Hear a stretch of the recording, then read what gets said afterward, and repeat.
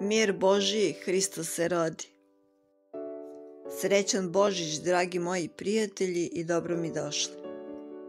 Danas vam donosim recept za česnicu.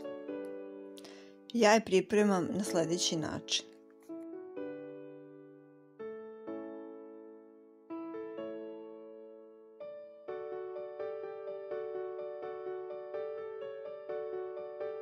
Prvo sam prosijala 420 g mekog brašna tip 400.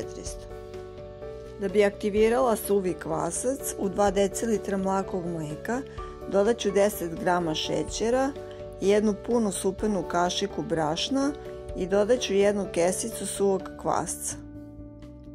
Ovo ću sve razmutiti, prekriti i ostaviti na toplom mestu narednih 3 do 4 minuta da se kvasac aktivira. U prosijano brašno dodat ću 5 g soli i dodat ću 40 g šećera.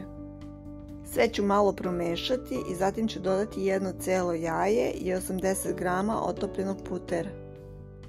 Također ću dodati i aktivirani kvasac. Sve ću odmah zamesiti rukom.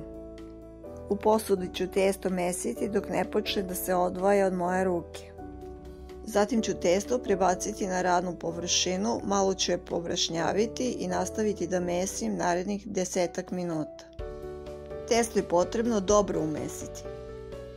Posudu u kojoj će stajati testo da narasta malo ću da nauljim kao i testo. Testo ću prekriti prozirnom folijom i krpom i ostaviti na toplom mestu da narasta narednih sat vremena. Nakon sat vremena rukom ću istisnuti gas iz testa. Testo ću prebaciti na radnu površinu. Testo ću malo pritisnuti rukom, a onda ću u njega ubadati predmete koje sam namenila za česnicu. Ubacujem metalni novčić, zrno pasulja, lešnik, grančicu drena i grančicu badnjaka.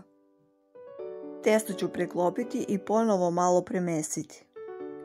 Vodim računa da pobodeni predmeti ne izviruju iz česnice.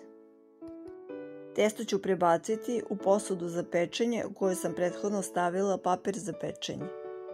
Prekriću ga i ostaviti pola sata da odmara. Za premazivanje testa izmutila sam jedno jaje sa jednom supenom kašikom mlijeka. Česnicu sam pekla u zagrejanoj rerni na 200 stepeni 20 minuta.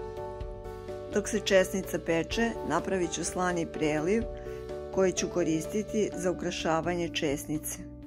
Za slani preliv koristit ću 2 kašičice soli i punu kašiku brašna.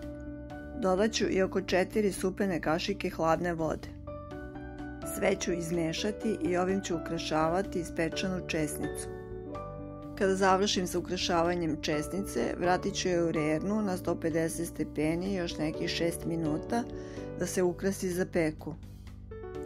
Ovako pripremljena česnica je izuzetnog ukusa i izuzetno mekana.